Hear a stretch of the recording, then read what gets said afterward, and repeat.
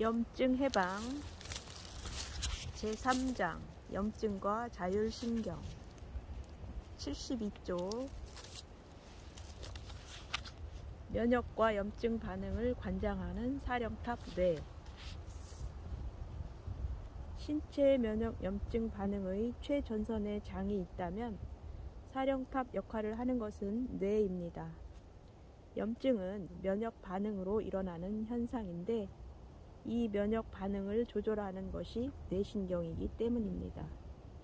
뇌는 1.4kg의 작은 기관이지만 폐, 장관, 콩팥 등의 경로를 통해 침투하는 위협에 대응하여 스스로를 보호하는 중추적인 역할을 맡고 있습니다. 과연 어떤 경로를 통해서 통제하는 것일까요?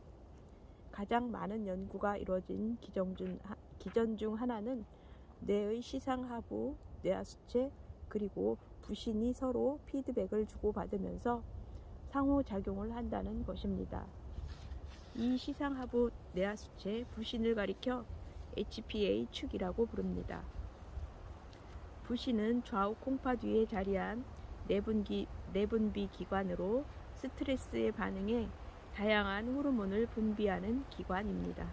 시상하부에서 뇌하수체를 자극하고 뇌하수체에서 부신을 자극하면 부신 피질에서 코르티솔 호르몬 생성이 촉진됩니다. 코르티솔 호르몬은 스트레스 호르몬으로도 많이 알려져 있습니다. 심장 근육의 수축력을 높이고 혈당을 조절하며 염증을 억제하는 강력한 항염증, 항알레르기 작용을 합니다.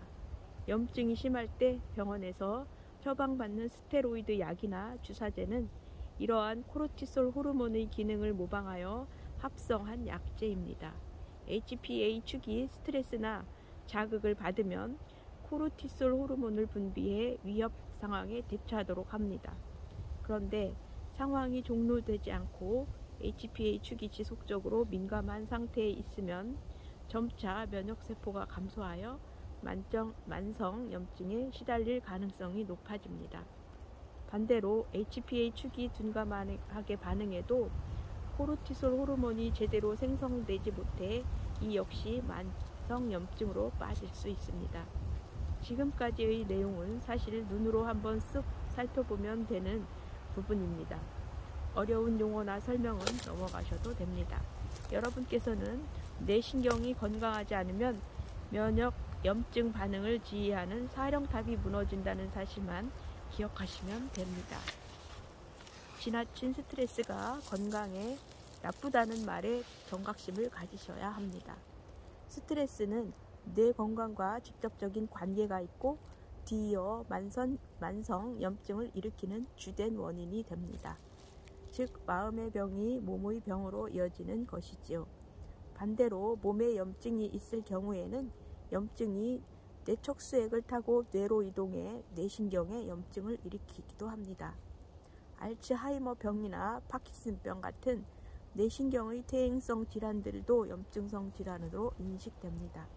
이렇듯 몸과 마음, 몸과 신경은 서로 떼려야 뗄 수 없는 관계에 있습니다. 다음 장에서 좀 더 자세히 알아보겠습니다. 우리 몸을 스스로 조절하는 자율신경. 신경 경로를 통한 염증 조절 관련하여 의학계의 화두로 떠오르고 있는 것이 자율신경입니다. 벌써 어렵죠? 차가 자율주행하는 것처럼 내장기관을 자율 조절하는 신경이라고 생각하시면 이해가 조금 쉽습니다. 만성 염증에서 해방되기 위해 반드시 챙겨야 할 부분이기도 하지요.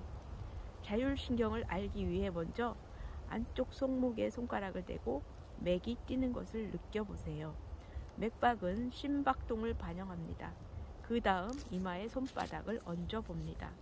운기가 느껴지나요? 가만히 코로 숨이 들어오고 나가는 것에 집중해 보세요. 평소에는 미처 인지하지 못했던 호흡을 느낄 수 있을 겁니다. 지금까지 느껴본 맥박, 체온, 그리고 호흡을 모두 조절하는 것이 바로 자율신경입니다. 맥박, 체온, 호흡, 혈압을 4대 바이털 사인이라고 하는데 인간에게 목숨이 붙어 있음을 나타내는 가장 기본적인 표징이라고 할 수 있습니다. 우리 몸의 기능과 활동을 지배하는 신경은 크게 두 가지로 나뉩니다. 하나는 팔다리를 움직이는 것처럼 내 의지대로 몸을 움직이는 체성 신경이며, 다른 하나는 바이털 사인이나 내장기관의 작동처럼 내가 시키지 않아도 자율적으로 알아서 작동하는 자율신경입니다.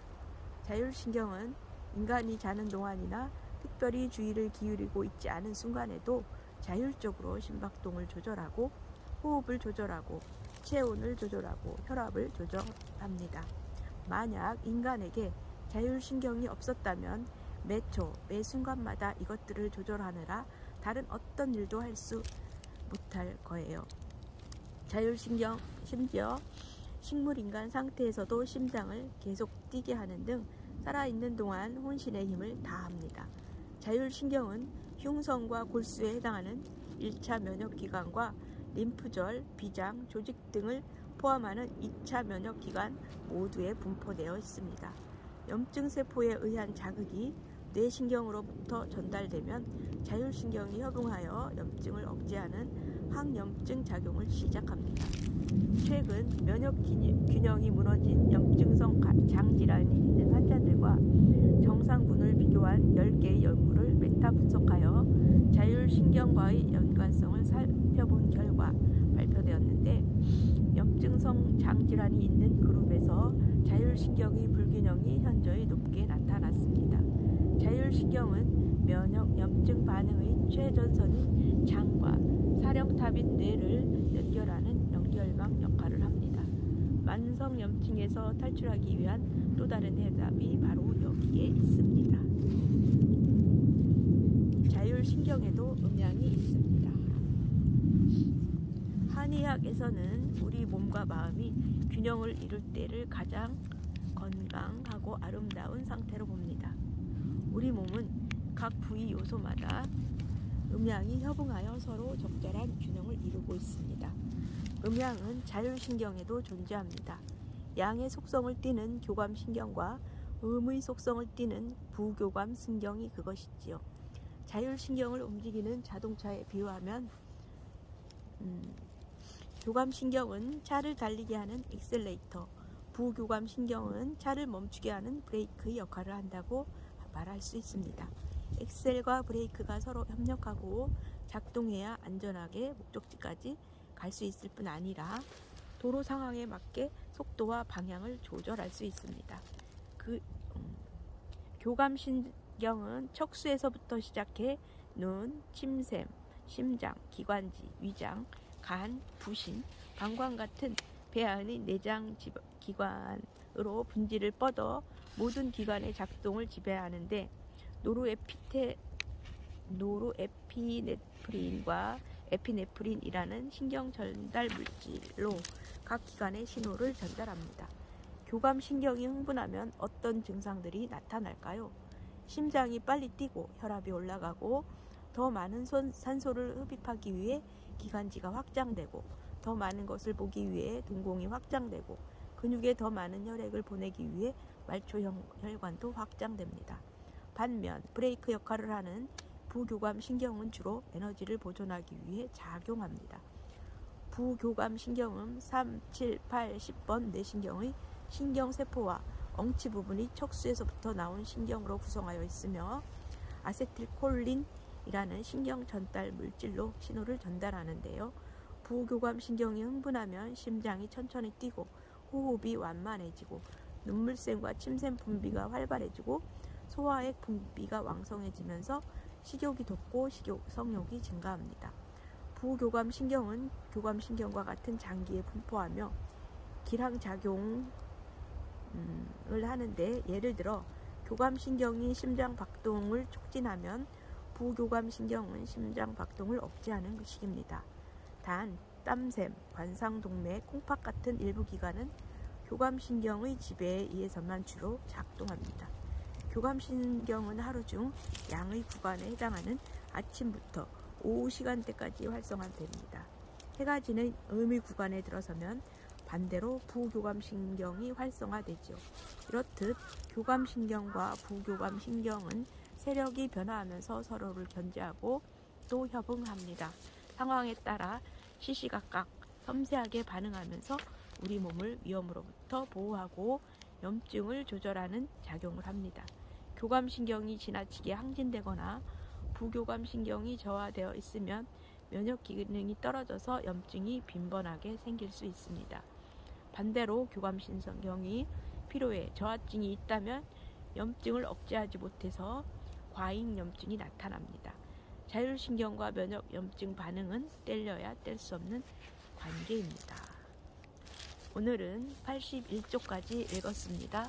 감사합니다. 사랑합니다. 축복합니다.